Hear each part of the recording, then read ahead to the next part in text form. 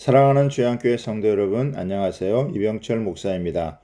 오늘도 우리보다 우리를 더 사랑하시고 놀라운 계획을 갖고 인도하시는 하나님을 신뢰하며 믿음의 길을 걷는 복된 하루가 되기를 바랍니다.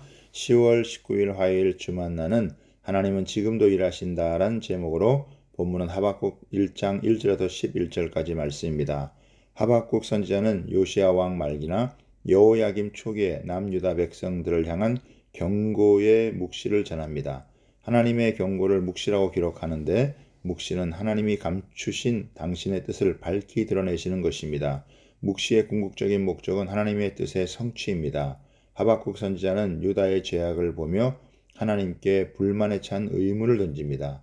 하나님은 바벨론을 들어 유다의 악행을 벌하시겠다는 충격적인 말씀을 하십니다. 오늘 본문을 통해 두 가지를 살펴보겠습니다.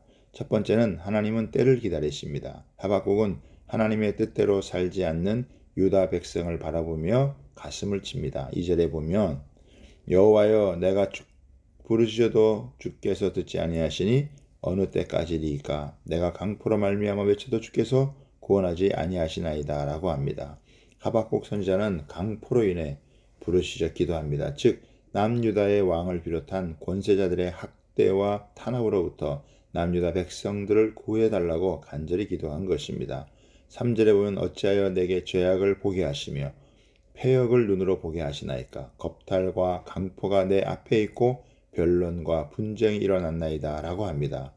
유다 사회가 얼마나 죄악이 가득하고 겁탈과 강포가 만연한지 분쟁이 얼마나 많은지 안타까워합니다. 이런 일로 인해서 율법이 해이하고 정의가 전혀 시행되지 못하고 있는데 이는 악인이 의인을 애워쌌으므로 정의가 굽게 행하여졌다는 것입니다.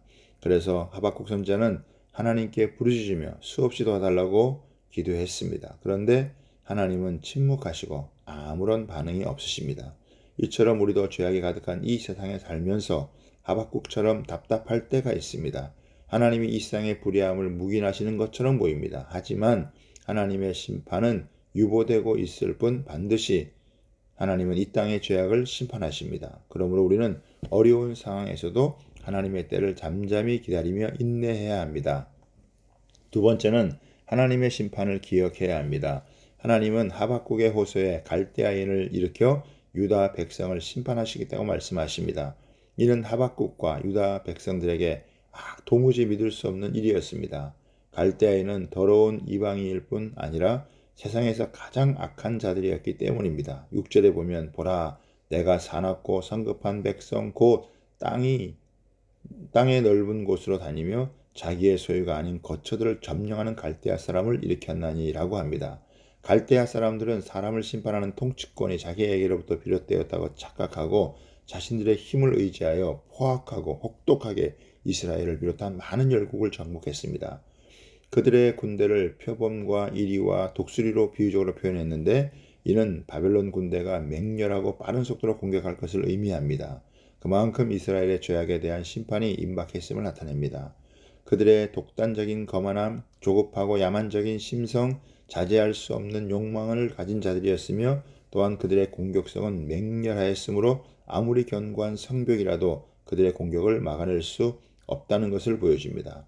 바벨론 사람들은 스스로 절대적인 통치권을 발휘할 수 있으리라고 착각하고 다른 어떠한 권리도 인정하려 들지 않았던 것입니다. 11절에 보면 그들은 자기들의 힘을 자신들의 신으로 삼는 자들이라 이에 바람같이 급히 몰아 지나치게 행하여 범죄하리라고 했는데 그들의 교만함이 어떠한지 보여주는 것입니다.